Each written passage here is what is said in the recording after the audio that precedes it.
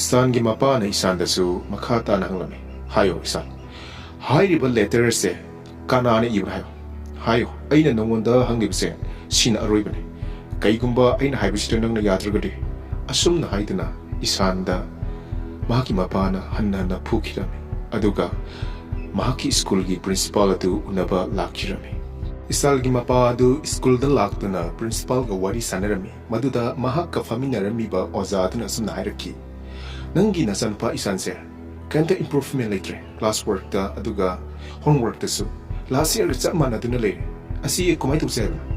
ꯃꯍꯥꯛꯀꯤ ꯑꯣꯖꯥ ꯑꯗꯨꯅꯁꯨ ꯃꯈꯥ ꯇꯥꯅ ꯃꯉꯣꯟꯗ ꯍꯥꯏꯈꯤꯔꯝꯃꯤ ꯅꯪꯒꯤ ꯑꯉꯥꯡ ꯑꯁꯦ ꯂꯥꯏꯔꯤꯛꯁꯤꯡ ꯑꯁꯤ ꯃꯥꯒꯤ ꯌꯦꯛꯅꯕꯒꯨꯝꯅ ꯈꯜꯂꯦ ꯑꯗꯨꯒ ꯃꯥꯅ ꯏꯕ ꯄꯥꯕ ꯑꯁꯦ ꯃꯥꯒꯤ ꯌꯥꯝꯅ ꯄꯥꯅꯤꯁꯃꯦꯟ ꯑꯆꯧꯕ ꯑꯃꯒꯨꯝꯅ ꯎꯗꯨꯅ ꯂꯩꯕꯁꯦ ꯃꯁꯤ ꯅꯪꯒꯤ ꯅꯆꯥꯗ ꯌꯥꯝꯅ ꯆꯥꯎꯅ ꯁꯣꯛꯅꯤꯡꯉꯥꯏ ꯑꯃ ꯑꯣꯏꯔꯤ ꯏꯁꯥꯅ ꯏꯔꯤꯕ ꯏꯪꯂꯤꯁꯀꯤ ꯍꯦꯟꯔꯥꯏꯇꯤꯡꯁꯦ ꯔꯁꯤꯌꯥꯟꯒ ꯆꯞ ꯃꯥꯟꯅꯩ ꯑꯗꯨꯒ ꯑꯩꯈꯣꯏꯅ ꯆꯨꯝꯊꯣꯛꯄ ꯃꯇꯝꯗꯁꯨ ꯃꯉꯣꯟꯗ ꯁꯦꯝꯗꯣꯛꯀꯦ ꯍꯥꯏꯕꯒꯤ ꯋꯥꯈꯜ ꯂꯩꯇꯦ ꯂꯥꯜꯂꯤꯕ ꯖꯒꯥꯗꯣ ꯍꯟꯖꯟ ꯍꯟꯖꯟꯅ ꯂꯥꯟꯗꯨꯅ ꯂꯩ ꯑꯗꯨꯒ ꯑꯩꯈꯣꯏꯅ ꯇꯥꯛꯄ ꯃꯇꯝꯗꯁꯨ ꯄꯨꯛꯅꯤꯡ ꯆꯪꯕꯒꯤ ꯃꯃꯤ ꯑꯝꯇ ꯇꯥꯗꯦ ꯑꯁꯨꯝꯅ ꯃꯥꯒꯤ ꯑꯣꯖꯥꯗꯨꯅꯁꯨ ꯃꯈꯥ ꯇꯥꯅ ꯍꯥꯏꯈꯤꯔꯝꯃꯤ ꯊꯪꯅꯔꯤꯕ ꯑꯣꯖꯥ ꯑꯗꯨꯅꯁꯨ ꯑꯁꯨꯝꯅ ꯍꯥꯏꯔꯛꯈꯤ ꯏꯁꯥꯟꯁꯦ ꯏꯁꯤꯡ ꯑꯃꯨꯛ ꯊꯛꯀꯅꯤ ꯇꯣꯏꯂꯦꯠ ꯑꯃꯨꯛ ꯆꯠꯀꯅꯤ ꯏꯁꯤꯡ ꯑꯃꯨꯛ ꯊꯛꯀꯅꯤ ꯅꯝꯕꯔ 1 ꯑꯃꯨꯛ ꯆꯠꯀꯅꯤ ꯑꯁꯨꯝꯅ ꯀ꯭ꯂꯥꯁ ꯑꯁꯤꯗ ꯃꯥꯅ ꯐꯥꯒꯤ ꯖꯣꯒꯥꯏꯒꯨꯝꯅ ꯈꯟꯗꯨꯅ ꯂꯩꯔꯕꯅꯤ ꯍꯥꯏꯅ ꯏꯁꯥꯟꯒꯤ ꯃꯃꯥꯒꯤ ꯃꯅꯥꯛꯇ ꯐꯝꯂꯤꯕ ꯑꯣꯖꯥ ꯑꯗꯨꯅꯁꯨ ꯑꯁꯨꯝꯅ ꯍꯥꯏꯔꯝꯃꯤ ꯅꯪ ꯎꯔꯝꯂꯅꯤꯗ ꯅꯪꯒꯤ ꯅꯆꯥꯅꯨꯄꯥꯒꯤ ꯁꯕꯖꯦꯛꯀꯤ ꯄꯦꯄꯔꯁꯤꯡꯗꯣ ꯃꯥꯒꯤ ꯄꯦꯄꯔꯁꯤꯡꯗꯣ ꯂꯣꯏꯅ ꯖꯦꯔꯣ ꯆꯠꯄꯅꯤ ꯃꯗꯨꯒꯤ ꯋꯥꯍꯩꯗꯨ ꯇꯥꯕ ꯃꯇꯝꯗ ꯏꯁꯥꯟꯒꯤ ꯃꯃꯥꯅ ꯀꯩꯅꯣ ꯇꯦꯁ ꯄꯦꯄꯔꯗꯤ ꯑꯝꯇꯁꯨ ꯂꯥꯛꯇꯦꯅ ꯍꯥꯏꯅ ꯌꯥꯝꯅ ꯉꯛꯅ ꯍꯥꯏꯈꯤꯔꯝꯃꯤ ꯃꯗꯨꯗ ꯃꯥꯒꯤ ꯑꯣꯖꯥꯗꯨꯅ ꯃꯈꯥ ꯇꯥꯅ ꯍꯣꯏ ꯑꯩꯈꯣꯏꯅꯗꯤ ꯃꯉꯣꯟꯗ ꯄꯤꯈꯤꯕꯅꯤ ꯑꯗꯨꯕꯨ ꯉꯁꯤ ꯐꯥꯎꯕꯗ ꯑꯩꯈꯣꯏꯒꯤ ꯈꯨꯠꯇ ꯁꯤꯒꯅꯦꯆꯔ ꯌꯥꯎꯔꯒ ꯍꯥꯏꯕꯗꯤ ꯄꯦꯔꯦꯟꯁꯀꯤ ꯁꯤꯒꯅꯦꯆꯔ ꯌꯥꯎꯔꯒ ꯑꯩꯈꯣꯏꯗ ꯂꯥꯛꯇ꯭ꯔꯤ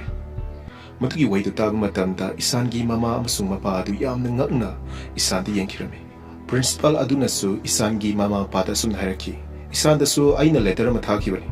ꯅꯈꯣꯏꯕꯨ ꯁ꯭ꯀꯨꯜꯗ ꯂꯥꯛꯇꯨꯅ ꯑꯩꯒ ꯌꯥꯝꯅ ꯁ꯭ꯄꯦꯁꯤꯌꯦꯜ ꯑꯣꯏꯕ ꯃꯤꯇꯤꯡ ꯑꯃ ꯇꯧꯅꯤꯡꯉꯥꯏꯒꯤꯗꯃꯛꯇ ꯑꯗꯨꯕꯨ ꯉꯁꯤ ꯐꯥꯎꯕ ꯂꯥꯛꯇꯦ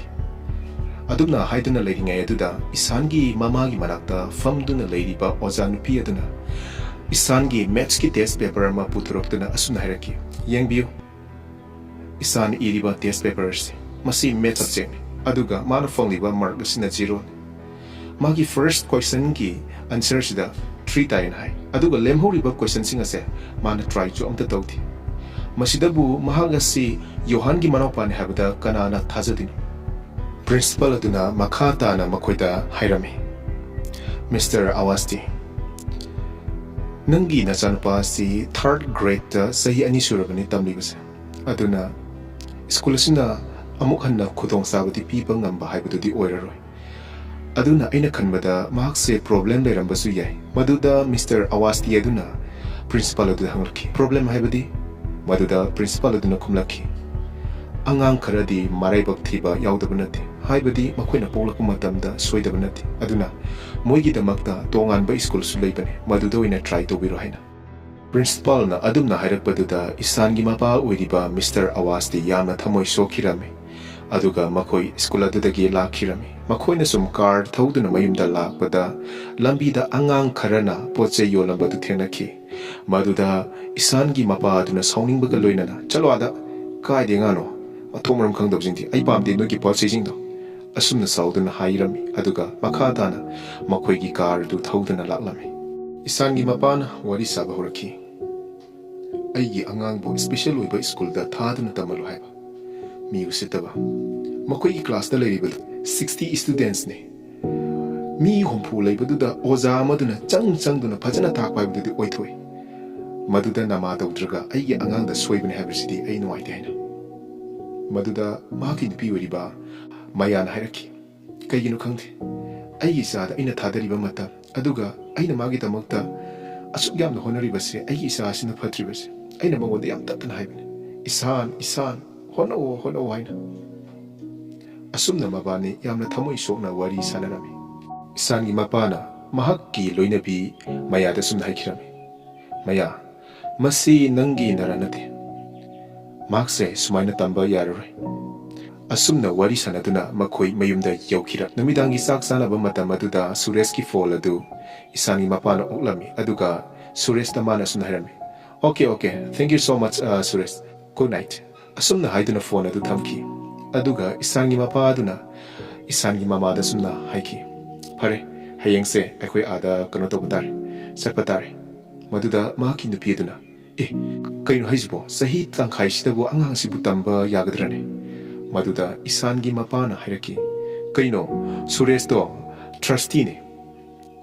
ꯌꯥꯝꯅ ꯃꯤꯅ ꯊꯥꯖꯕꯀꯣ ꯁ꯭ꯀꯨꯜ ꯑꯗꯨꯗ ꯑꯗꯨꯅ ꯀꯩꯝꯇ ꯀꯥꯏꯔꯣꯏ ꯆꯍꯤ ꯇꯪꯈꯥꯏꯗ ꯑꯣꯏꯒꯦꯔꯥ ꯑꯃꯗ ꯑꯣꯏꯒꯦꯔꯥ ꯃꯥꯅ ꯇꯧꯒꯦ ꯍꯥꯏꯔꯗꯤꯅꯦ ꯂꯣꯏꯔꯕꯅꯦ ꯏꯁꯥꯟꯒꯤ ꯃꯄꯥꯅꯁꯨ ꯃꯈꯥ ꯇꯥꯅ ꯍꯥꯏꯔꯛꯈꯤ ꯍꯌꯦꯡꯅꯦ ꯃꯥꯒꯤ ꯐꯤꯁꯤꯡꯗꯣ ꯂꯣꯏꯅ ꯄꯤꯊꯣꯛꯈ꯭ꯔꯁꯦ ꯍꯥꯏꯅ ꯃꯗꯨꯗ ꯏꯁꯥꯅ ꯌꯥꯝꯅ ꯆꯥꯎꯅ ꯇꯦꯕꯜ ꯑꯗꯨ ꯊꯤꯟꯕꯒ ꯂꯣꯏꯅꯅ ꯑꯩ ꯆꯠꯄ ꯉꯝꯂꯣꯏ ꯍꯥꯏꯅ ꯍꯥꯏꯔꯛꯈꯤ ꯃꯗꯨꯗ ꯃꯥꯒꯤ ꯃꯄꯥꯅ ꯏꯁꯥꯟ ꯆꯥꯔꯤꯕ ꯆꯥꯛꯇꯣ ꯌꯥꯝ ꯊꯨꯅ ꯂꯣꯏꯁꯤꯜꯂꯨ ꯋꯥ ꯉꯥꯡꯒꯅꯨ ꯑꯁꯨꯝꯅ ꯍꯥꯏꯔꯛꯈꯤ ꯃꯗꯨꯗ ꯃꯍꯥꯛꯀꯤ ꯃꯃꯥ ꯑꯣꯏꯔꯤꯕ ꯃꯌꯥꯅ ꯃꯈꯥ ꯇꯥꯅ ꯍꯥꯏꯔꯛꯈꯤ ꯍꯟꯗꯛꯀꯤ ꯆꯍꯤꯁꯤꯗꯗꯤ ꯂꯣꯏꯕꯅ ꯐꯔꯣꯏꯗ꯭ꯔꯅꯦ ꯃꯍꯥꯛꯇꯤ ꯑꯩꯈꯣꯏꯒꯁꯨ ꯑꯃꯨꯛꯇ ꯂꯥꯞꯅꯕꯁꯨ ꯇꯧꯗ꯭ꯔꯤ ꯑꯗꯨꯅ ꯃꯍꯥꯛꯅ ꯆꯠꯄ ꯃꯇꯝꯗ ꯃꯉꯣꯟꯗ ꯌꯥꯝꯅ ꯋꯥꯒꯅꯤꯗ ꯏꯁꯥꯟꯒꯤ ꯃꯃꯥꯒꯤ ꯋꯥꯗꯨ ꯇꯥꯕꯗ ꯏꯁꯥꯟꯒꯤ ꯃꯄꯥꯅ ꯍꯥꯏꯔꯛꯈꯤ ꯍꯧꯖꯤꯛ ꯃꯍꯥꯛꯁꯦ ꯂꯥꯏꯔꯤꯛ ꯇꯝꯕꯤ ꯃꯇꯝꯅꯤ ꯃꯗꯨꯗ ꯑꯩꯈꯣꯏꯅꯅꯦ ꯌꯥꯝꯅ ꯍꯛꯆꯤꯟꯅ ꯂꯨꯅ ꯈꯜꯂꯨꯕꯒꯤ ꯃꯊꯧ ꯇꯥꯗꯦ ꯃꯍꯥꯛ ꯂꯥꯏꯔꯤꯛ ꯍꯩꯕ ꯍꯥꯏꯕꯁꯦ ꯃꯁꯤꯅ ꯍꯥꯟꯅ ꯃꯊꯧ ꯇꯥꯏ ꯏꯁꯥꯟꯒꯤ ꯃꯄꯥꯅꯁꯨ ꯃꯈꯥ ꯇꯥꯅ ꯍꯥꯏꯈꯤꯔꯝꯃꯤ ꯅꯪ ꯎꯗꯕ꯭ꯔꯥ ꯅꯪ ꯇꯥꯗꯕ꯭ꯔꯥ ꯄ꯭ꯔꯤꯟꯁꯤꯄꯥꯜꯅ ꯑꯩꯈꯣꯏꯗ ꯉꯥꯡꯉꯛꯈꯤꯕꯗꯣ ꯃꯍꯥꯛꯅ ꯇꯝꯃꯁꯨ ꯍꯟꯖꯟ ꯍꯟꯖꯟꯅ ꯐꯦꯜ ꯑꯣꯏꯔꯅꯤ ꯍꯥꯏꯅ ꯑꯗꯨꯝꯅ ꯉꯥꯡꯗꯨꯅ ꯂꯩꯕ ꯑꯗꯨꯗ ꯏꯁꯥꯟ ꯑꯗꯨ ꯃꯍꯥꯛꯀꯤ ꯃꯄꯥꯗ ꯌꯥꯝꯅ ꯃꯨꯟꯅ ꯌꯦꯡꯂꯝꯃꯤ ꯃꯗꯨꯗ ꯏꯁꯥꯟꯒꯤ ꯃꯄꯥꯗꯨꯅ ꯌꯦꯡꯉꯨꯇꯨ ꯃꯥꯅ ꯑꯩꯉꯣꯟꯗ ꯌꯦꯡꯉꯤꯁꯦ ꯍꯧꯖꯤꯛꯇꯒꯤ ꯍꯧꯅ ꯃꯥꯒꯤ ꯃꯌꯥꯝꯕꯗ ꯑꯦꯕꯁꯦꯟ ꯅꯣꯠ ꯏꯍꯜꯂꯤꯁꯤꯅꯗꯤ ꯃꯊꯪꯗ ꯀꯩꯅꯣ ꯃꯥꯅ ꯇꯧꯔꯛꯇꯣꯏꯁꯦ ꯅꯪꯅ ꯉꯁꯤ ꯑꯩꯉꯣꯟꯗ ꯃꯨꯟꯅ ꯌꯦꯡꯉꯤꯁꯦ ꯕꯣꯔꯗꯤꯡ ꯌꯧꯔꯀꯥꯟꯗ ꯅꯪ ꯈꯪꯉꯛꯀꯅꯤ ꯏꯁꯥꯟꯒꯤ ꯃꯄꯥꯅꯁꯨ ꯑꯁꯨꯝꯅ ꯍꯥꯏꯈꯤ ꯐꯤꯁꯦ ꯈꯔꯗꯤ ꯋꯥꯒꯅꯤ ꯑꯗꯨꯕꯨ ꯍꯣꯠꯅꯕ ꯇꯥꯕꯅꯤ ꯃꯗꯨꯒꯤ ꯃꯇꯨꯡꯗ ꯃꯥꯅꯁꯨ ꯃꯈꯥ ꯇꯥꯅ ꯍꯥꯏꯔꯛꯈꯤ ꯗꯤꯋꯥꯂꯤꯁꯦ ꯍꯦꯛ ꯂꯣꯏꯕꯒ ꯃꯥꯕꯨ ꯕꯣꯔꯗꯤꯡꯗ ꯊꯤꯟꯕꯤꯔꯁꯤ ꯍꯥꯏꯅ ꯃꯗꯨꯒꯤ ꯋꯥꯍꯩꯗꯨ ꯇꯥꯕꯗ ꯏꯁꯥꯟ ꯌꯥꯝꯅ ꯊꯃꯣꯏ ꯁꯣꯛꯅ ꯑꯩ ꯕꯣꯔꯗꯤꯡꯗ ꯆꯠꯅꯤꯡꯗꯦ ꯄꯄꯥ ꯑꯩ ꯕꯣꯔꯗꯤꯡꯗ ꯆꯠꯅꯤꯡꯗꯦ ꯍꯥꯏꯅ ꯀꯞꯂꯤ ꯀꯞꯂꯤ ꯇꯧꯗꯨꯅ ꯃꯍꯥꯛꯀꯤ ꯃꯄꯥꯗ ꯍꯥꯏꯖꯔꯝꯃꯤ ꯃꯗꯨꯗ ꯃꯍꯥꯛꯀꯤ ꯃꯃꯥ ꯑꯗꯨ ꯏꯁꯥꯟꯒꯤ ꯃꯅꯥꯛꯇ ꯆꯪꯂꯝꯃꯤ ꯏꯁꯥꯟꯅ ꯃꯍꯥꯛꯀꯤ ꯃꯃꯥꯗ ꯍꯥꯏꯔꯝꯃꯤ ꯑꯩꯒꯤ ꯄꯄꯥꯁꯤꯗ ꯅꯪꯅ ꯑꯝꯇ ꯇꯛꯅꯕꯤꯌꯨ ꯑꯩ ꯕꯣꯔꯗꯤꯡꯗ ꯆꯠꯅꯤꯡꯗꯦ ꯍꯥꯏꯅ ꯏꯁꯥꯟꯒꯤ ꯃꯃꯥꯅ ꯁꯦ ꯇꯨꯃꯤꯟꯅ ꯂꯩꯔꯨꯁꯦ ꯑꯁꯨꯝꯅ ꯍꯥꯏꯗꯨꯅ ꯏꯁꯥꯟꯕꯨ ꯊꯦꯝꯖꯤꯜꯂꯝꯃꯤ ꯏꯁꯥꯟ ꯑꯃꯁꯨꯡ ꯏꯁꯥꯟꯒꯤ ꯃꯃꯥ ꯑꯗꯨ ꯇ꯭ꯔꯦꯟ ꯁ꯭ꯇꯦꯁꯟꯗ ꯂꯥꯛꯂꯝꯃꯤ ꯏꯁꯥꯟꯅ ꯃꯍꯥꯛꯀꯤ ꯃꯃꯥꯒꯤ ꯐꯤꯖꯤ ꯄꯥꯏꯗꯨꯅ ꯏꯟꯅꯔꯝꯃꯤ ꯑꯗꯨꯕꯨ ꯈꯪꯍꯧꯗꯅ ꯅꯤꯄꯥ ꯑꯃꯅ ꯏꯁꯥꯟꯒꯤ ꯃꯃꯥꯗ ꯊꯦꯡꯖꯤꯟꯈꯤ ꯃꯗꯨꯗꯒꯤ ꯏꯁꯥꯟꯅ ꯄꯥꯏꯔꯤꯕ ꯐꯤꯖꯤ ꯑꯗꯨ ꯅꯥꯟꯊꯣꯛꯇꯨꯅ ꯏꯁꯥꯟ ꯑꯗꯨ ꯀꯣꯏꯉꯥꯎꯅꯗꯨꯅ ꯂꯩꯔꯝꯃꯤ ꯑꯗꯨꯒ ꯏꯁꯥꯟꯒꯤ ꯃꯃꯥꯅ ꯇ꯭ꯔꯦꯟꯗ ꯀꯥꯈꯤꯔꯝꯃꯤ ꯇ꯭ꯔꯦꯟ ꯑꯗꯨ ꯊꯧꯕ ꯍꯧꯈꯤꯔꯝꯃꯤ ꯑꯗꯨꯒ ꯏꯁꯥꯟꯅ ꯃꯍꯥꯛꯀꯤ ꯃꯃꯥ ꯑꯗꯨ ꯀꯧꯈꯤꯔꯝꯃꯤ ꯏꯁꯥꯟꯒꯤ ꯃꯃꯥꯅ ꯏꯁꯥꯟꯅ ꯀꯧꯕꯗꯨ ꯇꯥꯔꯕꯗ ꯏꯁꯥꯟ ꯑꯗꯨ ꯇ꯭ꯔꯦꯟꯗ ꯂꯥꯛꯅꯤꯡꯉꯥꯏꯒꯤꯗꯃꯛꯇ ꯌꯥꯝꯅ ꯀꯟꯅ ꯀꯧꯖꯈꯤ ꯇ꯭ꯔꯦꯟ ꯑꯗꯨ ꯁ꯭ꯄꯤꯗ ꯁꯨꯝ ꯌꯥꯡꯂꯛꯈꯤ ꯑꯗꯨꯒ ꯏꯁꯥꯟꯅ ꯃꯍꯥꯛꯀꯤ ꯃꯃꯥ ꯑꯗꯨ ꯀꯧꯗꯨꯅ ꯂꯩꯍꯧꯕꯒꯤ ꯃꯑꯣꯡꯗ ꯃꯍꯥꯛꯀꯤ ꯃꯃꯥꯡꯗ ꯎꯔꯝꯃꯤ ꯑꯁꯨꯝꯅ ꯏꯁꯥꯟ ꯑꯗꯨ ꯃꯤꯀꯞ ꯊꯣꯛꯂꯛꯈꯤ ꯃꯇꯝꯗꯨꯗ ꯃꯍꯥꯛꯀꯤ ꯃꯃꯥ ꯃꯌꯥ ꯏꯁꯥꯟꯅ ꯇꯨꯝꯂꯤꯕ ꯃꯐꯝ ꯑꯗꯨꯗ ꯆꯦꯜꯂꯛꯇꯨꯅ ꯏꯁꯥꯟꯕꯨ ꯀꯧꯔꯝꯃꯤ ꯃꯗꯨꯗ ꯏꯁꯥꯟꯅ ꯍꯧꯒꯠꯂꯛꯇꯨꯅ ꯀꯞꯂꯒ ꯃꯍꯥꯛꯀꯤ ꯃꯃꯥꯗ ꯏꯃꯥ ꯑꯩ ꯕꯣꯔꯗꯤꯡꯗ ꯆꯠꯅꯤꯡꯗꯦ ꯑꯩ ꯕꯣꯔꯗꯤꯡꯗ ꯆꯠꯅꯤꯡꯗꯦ ꯏꯃꯥ ꯑꯗꯨꯒ ꯑꯩ ꯗꯤꯋꯥꯂꯤꯒꯤꯗꯃꯛꯇ ꯀ꯭ꯔꯦꯀꯔꯁ ꯑꯃꯠꯇ ꯂꯩꯌꯨ ꯍꯥꯏꯅ ꯅꯈꯣꯏꯗꯁꯨ ꯗꯤꯃꯥꯟ ꯇꯧꯔꯣꯏ ꯏꯃꯥ ꯑꯩꯕꯨ ꯁ꯭ꯀꯨꯜꯗ ꯊꯥꯕꯤꯒꯅꯨ ꯑꯩꯕꯨ ꯕꯣꯔꯗꯤꯡꯗ ꯊꯥꯕꯤꯒꯅꯨ ꯍꯥꯏꯅ ꯀꯞꯂꯒ ꯃꯉꯣꯟꯗ ꯍꯥꯏꯔꯝꯃꯤ ꯃꯗꯨ ꯇꯥꯕ ꯃꯇꯝꯗ ꯏꯁꯥꯟꯒꯤ ꯃꯃꯥ ꯃꯌꯥ ꯑꯗꯨ ꯏꯁꯥꯟꯕꯨ ꯆꯦꯠꯅ ꯀꯣꯟꯁꯤꯜꯂꯒ ꯀꯞꯂꯝꯃꯤ ꯗꯤꯋꯥꯂꯤꯒꯤ ꯅꯨꯃꯤꯠ ꯂꯥꯛꯂꯕꯗ ꯏꯁꯥꯟ ꯑꯗꯨ ꯃꯐꯝ ꯑꯃꯗ ꯐꯝꯗꯨꯅ ꯇꯨꯃꯤꯟꯅ ꯌꯥꯝꯅ ꯊꯋꯥꯏ ꯅꯨꯡꯉꯥꯏꯇꯅ ꯂꯩꯔꯝꯃꯤ ꯃꯗꯨꯗ ꯃꯍꯥꯛꯀꯤ ꯃꯃꯥꯟꯅꯕ ꯀꯌꯥ ꯑꯗꯨ ꯀ꯭ꯔꯦꯀꯔꯁꯤꯡ ꯁꯥꯟꯅꯗꯨꯅ ꯂꯩꯔꯝꯃꯤ ꯃꯗꯨꯗ ꯅꯨꯄꯥ ꯑꯃꯅ ꯆꯪꯂꯛꯂꯒ ꯃꯉꯣꯟꯗ ꯌꯥꯝꯅ ꯀꯔꯦꯝ ꯀꯊꯥꯏꯅꯅ ꯑꯁꯨꯝꯅ ꯍꯥꯏꯔꯝꯃꯤ ꯏꯁꯥ ꯅꯪꯕꯨ ꯀꯤꯔꯕ꯭ꯔꯅꯦ ꯅꯪ ꯕꯣꯔꯗꯤꯡ ꯆꯠꯅꯤ ꯈꯟꯕꯗ ꯀꯤꯕꯒꯤꯗꯃꯛꯇ ꯀ꯭ꯔꯦꯀꯔꯁ ꯊꯥꯗꯕ ꯅꯠꯇ꯭ꯔꯣ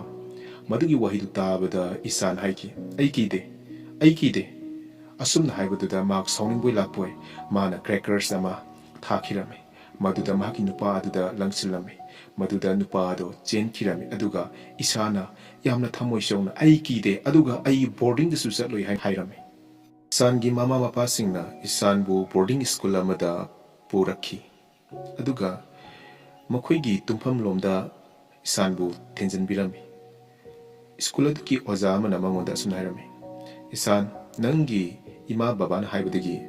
ꯈꯪꯂꯦ ꯃꯗꯨꯗꯤ ꯅꯪꯁꯦ ꯌꯥꯝꯅ ꯑꯅꯝ ꯀꯟꯕ ꯍꯥꯏꯕ ꯏꯟꯗꯕ ꯑꯉꯥꯡ ꯑꯃꯅꯤ ꯍꯥꯏꯅ ꯑꯗꯨꯕꯨ ꯅꯪꯉꯣꯟꯗꯒꯤ ꯍꯦꯟꯅ ꯖꯥꯠ ꯊꯤꯕ ꯀꯌꯥ ꯃꯐꯝ ꯑꯁꯤꯗ ꯂꯣꯏꯅ ꯇ꯭ꯔꯦꯟ ꯇꯧꯔꯒ ꯆꯠꯈ꯭ꯔꯕꯅꯤ ꯑꯗꯨꯒ ꯃꯐꯝ ꯑꯁꯤꯗꯗꯤ ꯗꯤꯁꯤꯄ꯭ꯂꯤꯟ ꯉꯥꯛꯅ ꯆꯠꯀꯗꯕꯅꯤ ꯍꯥꯏꯅ ꯑꯣꯖꯥꯗꯨꯅꯁꯨ ꯃꯈꯥ ꯇꯥꯅ ꯃꯍꯥꯛꯀꯤ ꯃꯄꯥꯗ ꯍꯥꯏꯔꯝꯃꯤ ꯀꯩꯝꯇ ꯈꯟꯕꯤꯔꯨꯒꯅꯨꯗ ꯃꯤꯁꯇꯔ ꯑꯋꯥꯁꯇꯤ ꯑꯉꯥꯡ ꯑꯁꯤ ꯁꯨꯡꯁꯣꯏ ꯁꯣꯏꯗꯅ ꯐꯔꯛꯀꯅꯤ ꯍꯥꯏꯅ ꯏꯁꯥꯟꯒꯤ ꯃꯃꯥ ꯃꯄꯥ ꯑꯗꯨ ꯒꯥꯔꯤꯗ ꯇꯣꯡꯈꯠꯂꯝꯃꯤ ꯑꯗꯨꯕꯨ ꯏꯁꯥꯟꯒꯤ ꯃꯃꯥ ꯑꯗꯨꯗꯤ ꯌꯥꯝꯅ ꯀꯞꯂꯝꯃꯤ ꯃꯍꯥꯛꯀꯤ ꯃꯆꯥ ꯅꯨꯡꯁꯤꯔꯕꯗꯨ ꯕꯣꯔꯗꯤꯡꯗ ꯂꯩꯍꯧꯕ ꯃꯇꯝꯗ ꯃꯥꯒꯤ ꯊꯃꯣꯏꯗ ꯌꯥꯝꯅ ꯁꯣꯛꯄ ꯍꯥꯏꯕꯗꯨ ꯑꯣꯏꯔꯝꯃꯤ ꯑꯩꯈꯣꯏꯒꯤ ꯒꯥꯔꯤꯗꯨ ꯊꯧꯈꯤꯕ ꯃꯇꯝꯗ ꯌꯥꯝꯅ ꯍꯩꯉꯝ ꯇꯧꯉꯝꯗꯅ ꯃꯍꯥꯛꯀꯤ ꯋꯥꯈꯜꯗ ꯌꯥꯝꯅ ꯑꯋꯥꯕ ꯑꯃ ꯏꯁꯥꯟ ꯃꯍꯥꯛꯀꯤ ꯃꯃꯥ ꯃꯄꯥꯅ tongduna thokriba gari adu munna yengduna lehawi aduga mahaki ozaduna su yare isanpa law chango haina hairami isan kapna mahaki ozaduga rumlomda laklami magna tumba matamda mahaki mama mapabu ningsinglami aduga magna chapadasu mahak intiningaina chaba yaramdi maki pi tapa matamda bathroom da changduna mahaki mapi adu isingna chamthoki asumna yamna wana isanadu boarding aduda leikirami isangi mama adu isanbu ningsingduna yamna kaplami isana tatana pairamba lairik ama makna faktolaga yenglubu matamda isana makoi family gi mising adu picture oina yekthokduna page loina picture ngakta werami madu uba matamda isangi mama maya adu yamna kaplami somdana isan ahanba numit oibana mahaki necktie adu punba hiramdi maki mama na singdi class ki damakta chatkhirami aduga warden aduna changlaklaga isan nang necktie punba heitrabra haina hanglami aduga mahanus makata na sum hanglami nangi imana tapi dabrane nangbo necktie punbase haina madugi wahi tu isana taba matamda magi thamoida khachitang nuaitaba phaukhirami isan gi necktie adu warden aduna punbirami isan classroom da lakhirami aduga class yaurami maduda oza amana asumna makpo introduce tawirami maki maming ase isan awasti kawi ma nauna changlakpa nupa masamani aduga isan dasu isan nang mangda phamlo aduga nangi bag to poro hainasu isan da oza dun hairami isan dasu makata na hairami ngasidagi hauna nang first bench da phamgadabani rajan galoinana mahakapun baibase nangi damakta yamna fabo oigani haina oza dun hairami oza duna ranjanda saring panabi damuta hairami aduga isandana saring adugi wahan thok adu mangna handokadabni haina swairami maduta matamda isan adu yamna pakhalami maramdi makti iba paba karimta haiba misaksu nati aduna mangonda yamna waba haiba oirami rajan hindi gi yamna fajaba saring ama pakhirami madu hek loibaga oza aduna isanda wahan thok halau haina hairami isan adu kiboi lakpoi lepkhalami aduga wahan thok adu mahaki akhangbada hantoklami adubu mahaki oza aduna mangonda chaibiki aduga magi classmates singnasu mangonda noknabiki madu uba matamda isan adu yamna ikaibuga loinana mangonda yamna nuaitaba amasu faurami oza aduna satra amada sairingi wahan thok panabgi damakta hairami satra aduna paba loirabda oza adu yamna harauki asumna class adu loiki rajan isanda haikirami nangna pabajingdo loinadi chumani adubu kaigino khangde akhoi oza se mana takhibjingdo aikhoina kaigum haidraba mauti heta lale heta haibane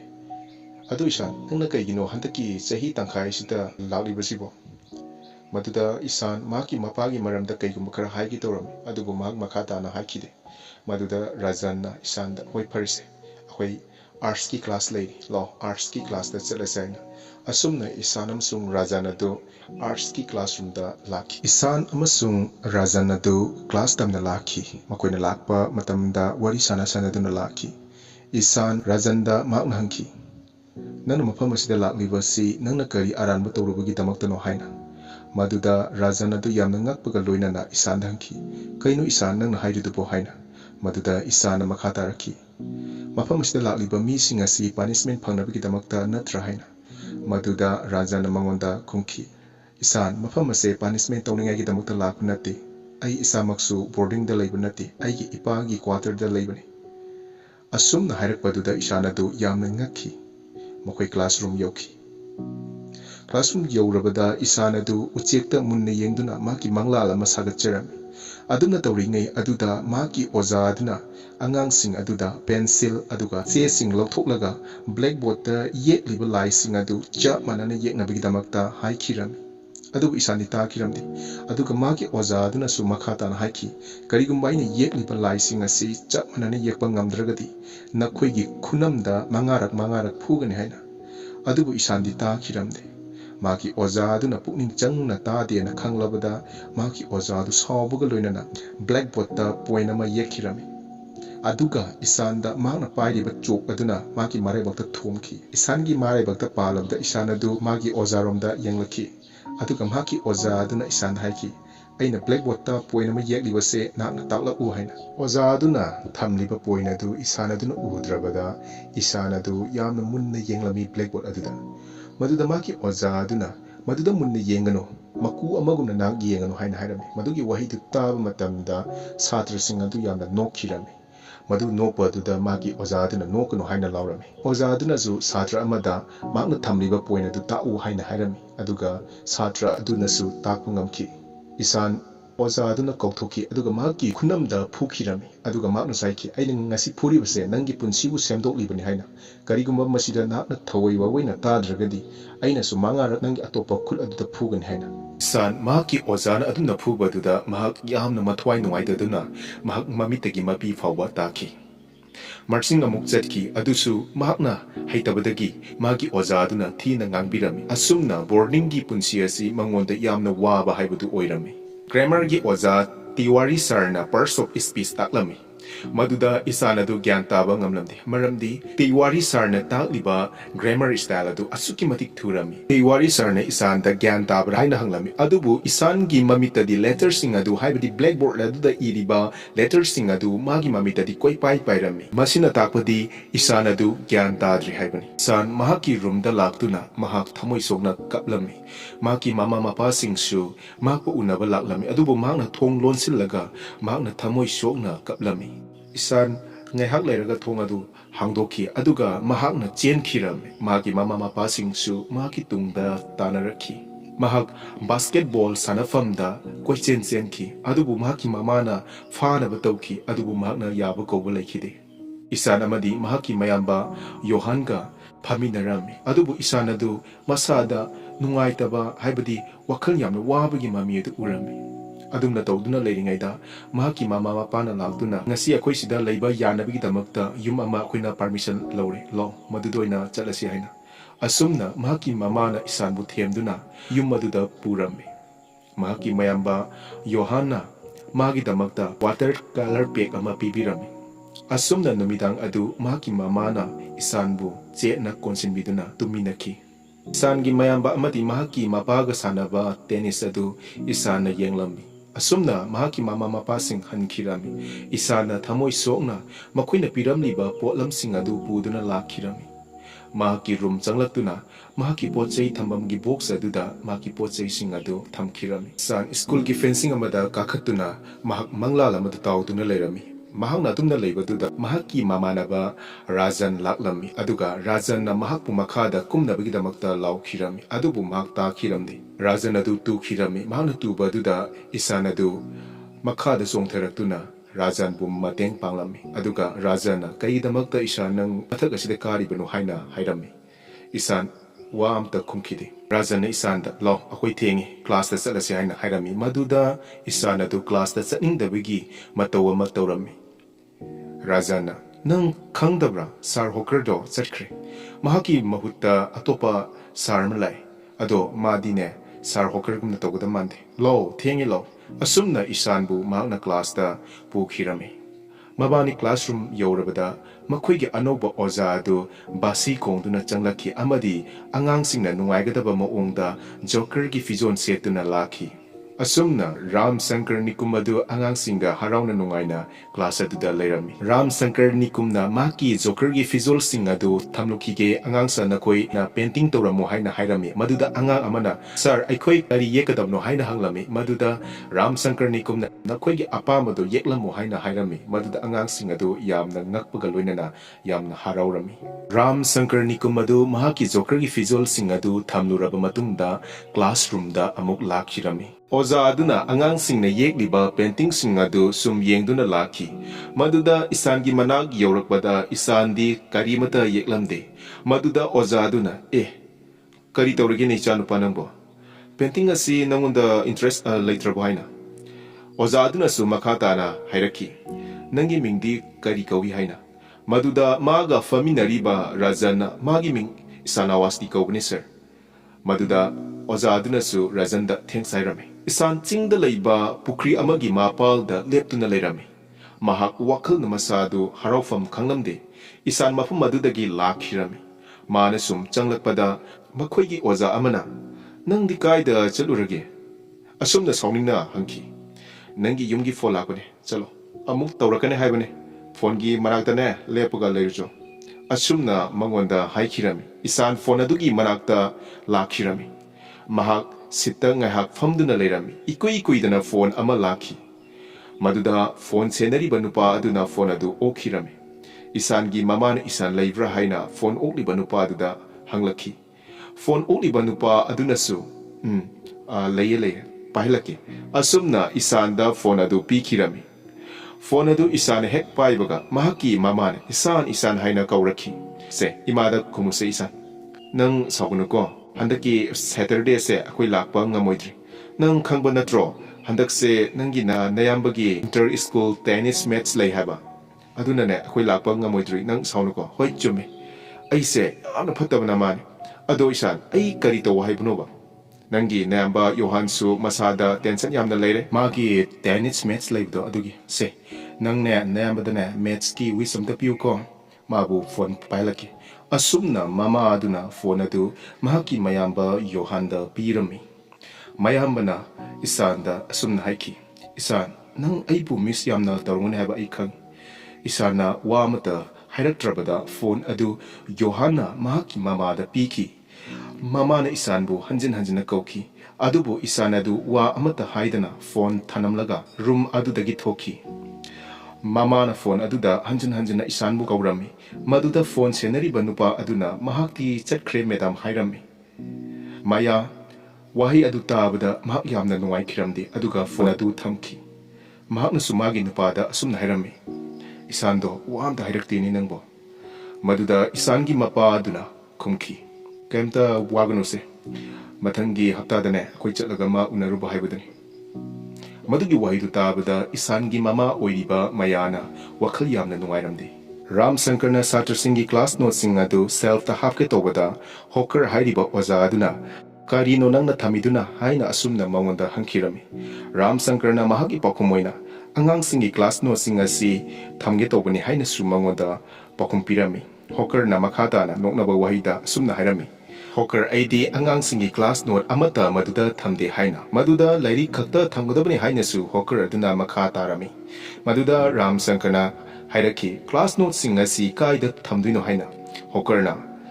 angang sing aduda adum pikhona nangi class ne na nga gi dukan ga chap hek manaradana asumna mabu noknarami 𝓑𝓬𝓸 nokfet tawna hairaki sir makhoi angang ngaktane karamba ahenba expect tawrigi angang singna art ki class asida makoi gi aningba apamba phongdoktana karamba subject ta makoi gi aningba apamba phongdokani maduda grammar gi oza aduna headmaster na pamli se discipline amagi makhada thabak tobuduni oza nupi amanasu hairaki 𝓑𝓬𝓸 nangdi ngarang angang singa isai sai haina su taina aduga basika su khongi hai ram na khumlai ngarang ai isai saki aduga angang singa su yamna harau minaki moi harau haibase ai gi su yamna harau bani hawker aduna hairaki adubu aikoi gi school gi angang singa sidi atai gi angang singa manadabani ko ram na madugi wahidu tabda atai ga kumaina manadri no haisibo hawker aduna mi usitabigi wangangda nang tulip school da takwa natrane haibadi mima natraba angang singi school da tungi future laitraba angang sing dugi ko grammar gi oza aduna su hairaki nangi mima natraba angang singi teaching method ado sida di chatnaba yaroi moidi tungi future gi hope laitraba angang sing naktane aduga aikoi gi school asina world asida makop thongbagi lamjen yahongturiba angang ngaktane aduna nangi isai sakpa angang singbu harau hanba method aduna ne kari su kanaba puroi hawker nasu makha tarei school asigi moto haibadi pandam se order discipline amadi labor ni masigi ahum asina ne angang singbu mai pakpa porakpagi yumbi sing madugi wahidu tabada 𝓑𝓬𝓸 fagi oina onthoklaga hai Hitler hairam laga chatkirami oza sing adu noklami oza nupi amana grammar takliba oza tiwari sarda asumna su hairami nangsu German gi lon tamba Taare niko asumna fagi tawduna noklami nikum adu sum lakpada isan adu class amagi thongi manakta isan khuru khuda kunduna leirambadu maakna thenaki maduda 𝓑𝓬𝓸 kari tawragi isan hai hanglami maduda isan adu ikai bagi mo ama 𝓑𝓬𝓸 urami maduda nikum it's okay I'm very sorry asumna hairaga mahak lambida lakhi nikumna chingnaba amaga loinana sum lakpada break ki bell adu taraki maduda mahakna hanna yenglubada isan adu leiramdre ꯇꯁꯦꯡꯕꯗꯤ ꯏꯁꯥꯟ ꯑꯗꯨ punishment ꯐꯪꯂꯤꯕꯅꯤ ꯕꯦꯜ ꯇꯥꯔꯛꯄꯗꯨꯗ class ꯃꯅꯨꯡꯗ ꯆꯪꯈꯤꯕꯅꯤ ꯅꯤꯀꯨꯝ ꯏꯁꯥꯟꯒꯤ friend ꯑꯣꯏꯔꯤꯕ ꯔꯥꯖꯟꯒꯤ ꯃꯅꯥꯛꯇ ꯂꯥꯛꯈꯤ ꯅꯤꯀꯨꯝꯅ ꯔꯥꯖꯟꯗ ꯍꯪꯈꯤ ꯅꯪꯒꯤ ꯃꯔꯨꯞ ꯏꯁꯥꯟꯗꯤ ꯍꯥꯏꯅ ꯃꯗꯨꯗ ꯔꯥꯖꯟꯅ ꯁꯔ ꯃꯥꯗꯣ ꯍꯧꯖꯤꯛꯇ ꯁꯤꯗ ꯂꯩꯔꯝꯕꯅꯤ ꯑꯗꯨꯒ ꯈꯪꯍꯧꯗꯅ ꯃꯍꯥꯛꯇꯨ ꯆꯦꯟꯈꯤꯕꯅꯤ ꯁꯣꯝꯗ ꯅꯤꯀꯨꯝꯅ ꯑꯗꯨꯗ ꯔꯥꯖꯟꯗ ꯍꯥꯏꯈꯤ ꯑꯅꯧꯕ ꯑꯥꯔꯠꯀꯤ ꯑꯣꯖꯥ ꯂꯥꯛꯄꯁꯤꯗ ꯃꯍꯥꯛꯁꯦ ꯍꯩꯅꯗꯕ ꯑꯣꯏꯔꯝꯕꯁꯨ ꯌꯥꯏꯗ ꯔꯥꯖꯟꯅ ꯅꯠꯇꯦ ꯁꯔ ꯃꯥꯗꯣ ꯗꯥꯏꯅꯤꯡ ꯍꯣꯜꯗ ꯆꯠꯂꯒ ꯂꯟꯆꯀꯨꯝꯕ ꯆꯥꯔꯝꯒꯗꯕ ꯃꯥꯜꯂꯦ ꯅꯤꯀꯨꯝꯅ ꯑꯗꯣ ꯅꯪꯒꯤ ꯃꯤꯡꯗꯣ ꯀꯩꯕ ꯑꯩ ꯀꯥꯎꯈ꯭ꯔꯦꯅꯦ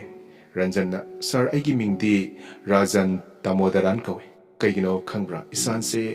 ꯃꯉꯣꯟꯗ ꯄꯥꯈꯠꯄ ꯊꯨꯀꯠꯄ ꯑꯃ ꯑꯗꯨꯝ ꯇꯧꯕꯒꯨꯝꯅ ꯎꯏ ꯅꯪ ꯈꯪꯕ꯭ꯔꯥ ꯃꯗꯨꯒꯤ ꯃꯔꯝꯗ ꯔꯥꯖꯟꯅ ꯃꯥꯗꯨ ꯁꯔ ꯃꯌꯨꯝꯗ ꯆꯠꯅꯤꯡꯕꯒꯤꯅꯤ ꯁꯔ ꯅꯤꯀꯨꯝꯅ ꯀꯩꯒꯤꯅꯣ ꯃꯥꯅ ꯆꯠꯅꯤꯡꯂꯤꯗꯤ ꯍꯥꯏꯅꯁꯨ ꯍꯪꯂꯝꯃꯤ ꯁꯔ ꯃꯥꯗꯤ ꯑꯅꯧꯕ ꯁꯥꯇ꯭ꯔꯅꯤ ꯃꯥꯁꯦ ꯆꯍꯤ ꯇꯪꯈꯥꯏꯗ ꯁ꯭ꯀꯨꯜ ꯑꯁꯤꯗ ꯆꯪꯂꯛꯄꯅꯤ ꯃꯥꯁꯦ ꯄ꯭ꯔꯣꯕ꯭ꯂꯦꯝ ꯂꯩꯔꯒ ꯂꯥꯛꯄ ꯃꯥꯜꯂꯦ ꯁꯔ ꯃꯥꯒꯤ ꯉꯝꯕ ꯊꯥꯛꯇ ꯍꯣꯠꯅꯔꯕꯁꯨ ꯃꯥꯗꯤ ꯏꯕ ꯄꯥꯕ ꯉꯝꯗꯦ ꯃꯥꯗꯣ ꯄꯥꯅꯤꯁꯃꯦꯟ ꯐꯪꯂꯒ ꯑꯗꯨꯝ ꯂꯩꯕꯅꯤ ꯁꯔ ꯃꯥꯒꯤ ꯅꯣꯠꯁꯤꯡꯁꯨ ꯔꯦꯗ ꯃꯥꯔꯛ ꯉꯥꯛꯇ ꯉꯥꯏꯔꯕꯅꯤ ꯁꯔ ꯈꯪꯗꯦꯗ ꯁꯔ ꯀꯩ ꯇꯧꯗꯣꯏꯅꯣ ꯑꯁꯨꯝꯅ ꯔꯥꯖꯟꯅ ꯏꯁꯥꯟꯒꯤ ꯃꯔꯝꯗ ꯅꯤꯀꯨꯝ ꯁꯥꯔꯗ ꯍꯥꯏꯔꯝꯃꯤ ꯅꯤꯀꯨꯝ ꯁꯥꯔ ꯑꯗꯨ ꯏꯁꯥꯟꯒꯤ ꯋꯥ ꯑꯗꯨ ꯇꯥꯕꯗ ꯅꯨꯡꯉꯥꯏꯇꯕ ꯑꯃꯒ ꯂꯣꯏꯅꯅ ꯂꯦꯞꯇꯨꯅ ꯂꯩꯔꯝꯃꯤ ꯔꯥꯖꯟꯁꯨ ꯃꯥꯒꯤ ꯂꯝꯕꯤꯗ ꯆꯠꯈꯤꯔꯝꯃꯤ ꯅꯤꯀꯨꯝ ꯁꯥꯔ ꯑꯗꯨ ꯑꯉꯥꯡꯁꯤꯡꯒꯤ ꯀ꯭ꯂꯥꯁ ꯅꯣꯠ ꯊꯝꯐꯝꯗ ꯏꯁꯥꯟꯒꯤ ꯅꯣꯠꯕꯨꯛ ꯑꯗꯨ ꯊꯤꯔꯝꯃꯤ ꯃꯗꯨꯗ ꯃꯥꯅ ꯌꯥꯝꯅ ꯀꯨꯞꯊꯅ ꯊꯤꯕꯅ ꯃꯔꯝ ꯑꯣꯏꯔꯒ ꯏꯁꯥꯟꯒꯤ ꯅꯣꯠꯕꯨꯛ ꯑꯗꯨ ꯃꯍꯥꯛꯅ ꯐꯪꯂꯝꯃꯤ ꯏꯁꯥꯟꯒꯤ ꯅꯣꯠꯕꯨꯛ ꯑꯗꯨꯗ ꯃꯍꯥꯛꯅ ꯐꯖꯅ ꯌꯦꯡꯂꯝꯃꯤ ꯑꯗꯨꯒ ꯃꯍꯥꯛꯀꯤ ꯄ꯭ꯔꯣꯕ꯭ꯂꯦꯝꯁꯨ ꯃꯥꯅ ꯈꯪꯕ ꯉꯝꯈꯤ ꯅꯤꯀꯨꯝ ꯌꯥꯝꯅ ꯋꯥꯈꯜ ꯋꯥꯔꯝꯃꯤ ꯏꯁꯥꯟꯒꯤ ꯄ꯭ꯔꯣꯕ꯭ꯂꯦꯝ ꯑꯗꯨ ꯎꯕꯗ ꯃꯍꯥꯛ ꯃꯐꯝ ꯑꯃꯗ ꯂꯥꯛꯈꯤꯔꯝꯃꯤ ꯃꯍꯥꯛꯅ ꯁꯨꯝ ꯂꯥꯛꯄꯗ ꯀꯣꯕꯤ ꯌꯣꯟꯗꯨꯅ ꯂꯩꯔꯝꯕ ꯅꯨꯄꯥ ꯑꯃꯗꯒꯤ ꯀꯣꯕꯤ ꯑꯃ ꯇꯥꯔꯛꯄꯗꯨ ꯃꯍꯥꯛꯅ ꯍꯨꯟꯒꯠꯄꯤꯔꯝꯃꯤ ꯃꯍꯥꯛ ꯑꯉꯥꯡꯁꯤꯡꯒ ꯌꯥꯝꯅ ꯅꯨꯡꯉꯥꯏꯅ ꯍꯔꯥꯎꯅ ꯁꯥꯟꯅꯔꯝꯃꯤ ꯑꯗꯨꯒ ꯃꯐꯝ ꯑꯃꯗ ꯐꯝꯗꯨꯅ ꯑꯉꯥꯡꯁꯤꯡ ꯑꯗꯨꯅ ꯁꯥꯟꯅꯗꯨꯅ ꯂꯩꯔꯤꯕ ꯑꯗꯨ ꯌꯦꯡꯗꯨꯅ ꯂꯩꯔꯝꯃꯤ ꯃꯍꯥꯛ ꯃꯃꯤꯠꯇꯒꯤꯁꯨ ꯃꯄꯤ ꯏꯔꯥ ꯆꯦꯜꯂꯝꯃꯤ ꯑꯗꯨꯝꯅ ꯂꯩꯔꯤꯉꯩ ꯇꯥꯟꯖꯥ ꯑꯗꯨꯗ ꯖꯕꯤꯟ ꯀꯧꯕꯤ ꯅꯨꯄꯤ ꯑꯃꯅ ꯂꯥꯛꯇꯨꯅ ꯀꯩꯗꯧꯔꯦ ꯌꯥꯝꯅ ꯏꯃꯣꯁꯟ ꯑꯣꯏꯅ ꯍꯥꯏꯅ ꯃꯉꯣꯟꯗ ꯍꯪꯂꯝꯃꯤ ꯅꯤꯀꯨꯝ ꯃꯃꯤꯠꯇꯒꯤ ꯃꯄꯤ ꯇꯩꯊꯣꯛꯂꯒ ꯍꯥꯏꯔꯝꯃꯤ ꯃꯤꯇꯥꯡꯕꯒꯨꯝꯂꯕ ꯃꯤꯑꯣꯏꯕꯁꯤꯡ ꯑꯁꯤꯅ ꯃꯤꯑꯣꯏꯕꯒꯤ ꯃꯅꯨꯡꯒꯤ ꯐꯖꯕꯁꯤ ꯎꯕꯤꯗꯦ ꯈꯪꯕꯤꯗꯦ ꯍꯥꯏꯅ ꯖꯕꯤꯟꯅ ꯅꯣꯛꯈꯤ ꯅꯣꯛꯈꯤ ꯇꯧꯗꯨꯅ ꯍꯥꯏꯔꯛꯏ ꯅꯪ ꯍꯥꯏꯔꯤꯕ ꯃꯣꯏꯁꯤꯡꯗꯨꯒ ꯎꯅꯔꯨꯔꯕꯣ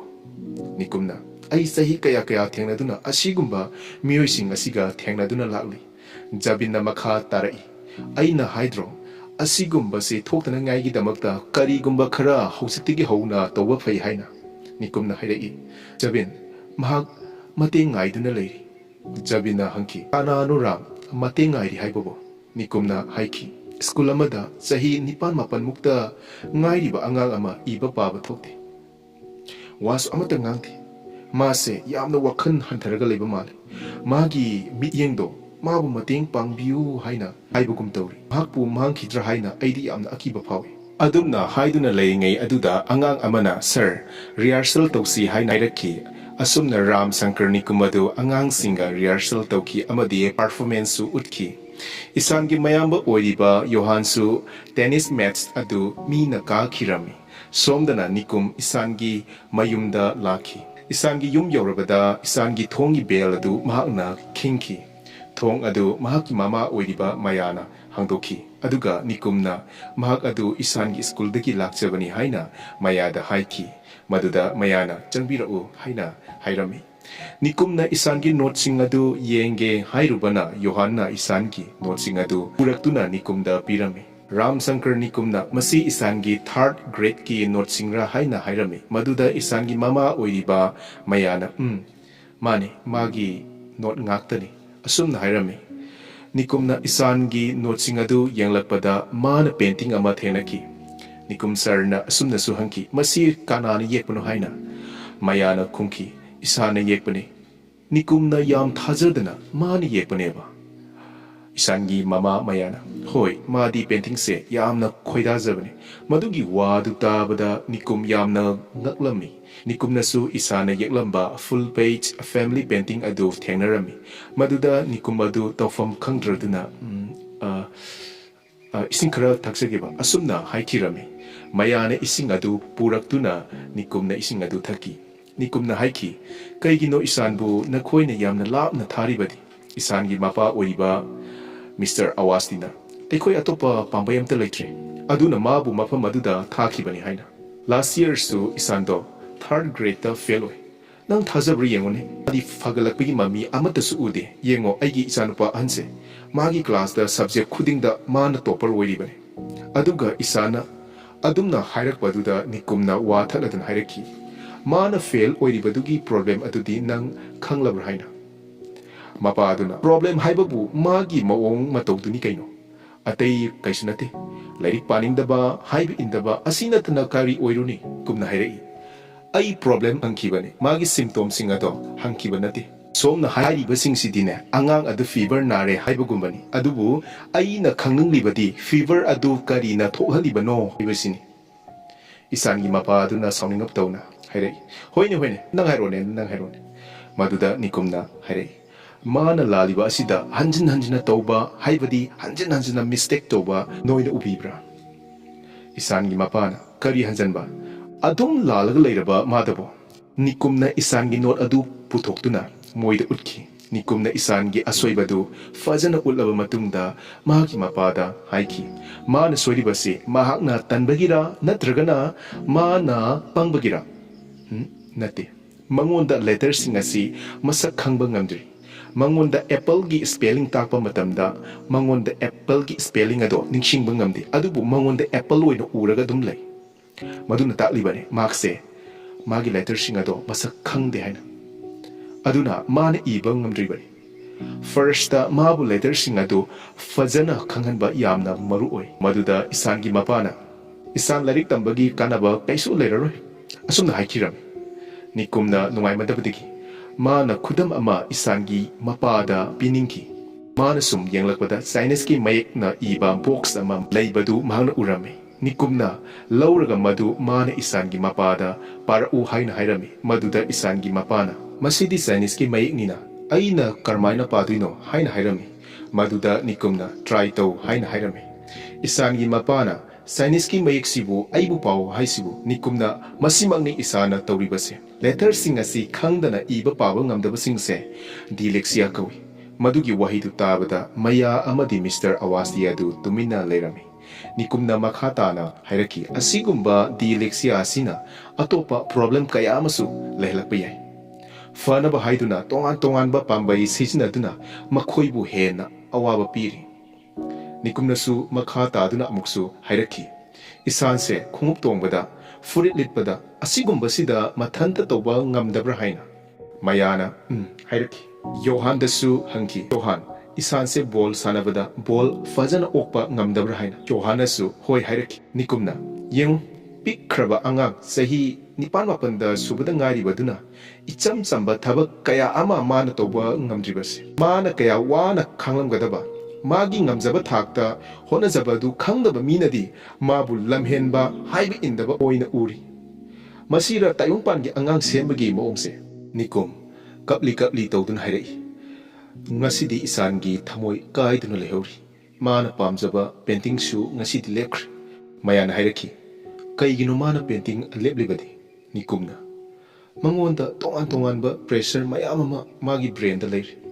masina mangonda normal oina mangonda leiba ngamdri maduda isangi mapana nang na hairi se aigi angang se kok sa isini ko asumna sauningbagi moongda magna hairaki nikumna yamna ngakna kaina somna harisibo aidi yamna bu ngakrene masida mana yekliba painting singa se yengbiuse tongan ba wakal ga loina na yekliba painting singa se isangi mapana nangi kanaba kaino maduda nikumna yam ngakna kaino kanaba haibadi isangi mapana kanaba natrati kaino nangna tawridubo mi isu oiraknaroidaba anga adubu afaba oirakani gana madugi wadu tabada nikum yamna ngakpaga loinana mahaki thamoi adu soki nikum lepkhatlaga hairaki ngasigi taibo ngasida topper tanaduna leiri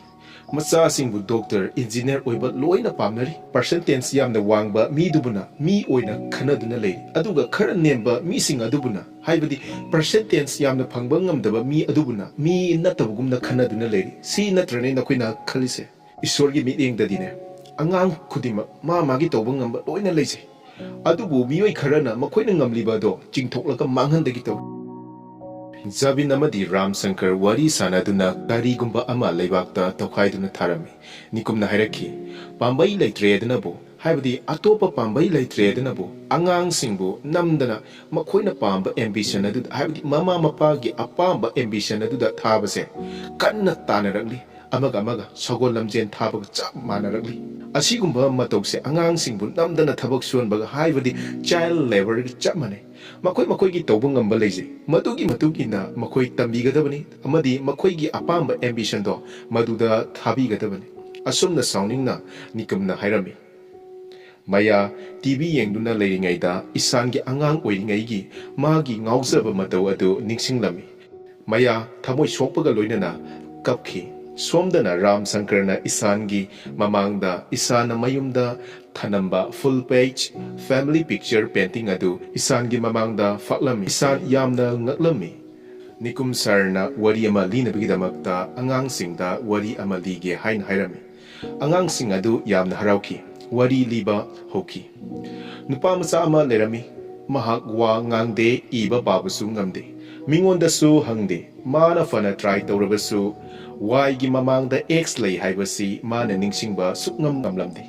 lettersing adu magi yeknabagumna oirami aduga lettersing adu magi mamita jagoi sadun haibadi dance tawduna lerami maduna mangonda awaba pirami iba pabasi magi wanaba oirami adubu magi awabadu kanada hairuni ma kok yamna sarami AVC singaduga jagoi saminabaga chap manarami nongmadi nupa macha adu lairikna maithiba pirami mi singna mabu maithiba mini haina hairami adubu mahak maithiba mi nate haina taki nongmadi magi theory ama world asida leiriba mi singna khangnaraki nikumna angang sing adu dahanki mahak adu kanano haina angang sing adu mina leiki maduda nikumna misak adugi picture adu utki adugi picture de hek ubada Rajanna Albert Einstein ni haina hairaki nikumna chummi haina su ranjanda haiki mahakna malemasi magi theory of relativity na nihan baga chap manhanki mahak asi 1921 da Nobel Prize fangki nikumna makhata na su hairaki afawa lai yekpa ama nakoina su hena khanglamgani Leonardo Vinci su iba pawagi problem leiki Leonardo Vinci na ibagi maongsu nikumna blackboard aduda iduna taki mahangna iriba du angangsingna paba ngamkide adubu nikumna mirror ama sizinaduna paba ngamanki madugi matungda isanbu nikumna kauthoki aduga class manungda leiriba light adugi switch adu mana on tohanki nikumna angangsing aduda hanki light bulb asi kanana puthokibano haina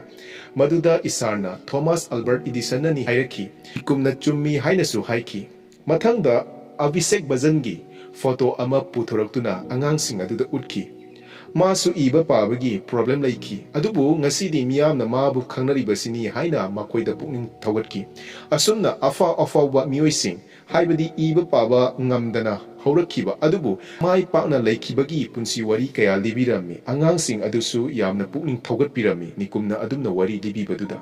nikumna su haiki aduna angangsing noisu noigi leijaba haibadi noina khangjaba haijaba asina malem asida nakoigi sak takadabani haina aduna kakoi mapan thorasi haina angangsing adu haikirami angangsing adu mapalomda thoki haibadi pukri romda chatkirami Rajan amadi isansu thokpa horaki maduda nikumna isanda ngaikho haina hairami Rajan nangdi chatlamo haina Rajanda hairami nikumadu isangi manakta laktuna haiki isan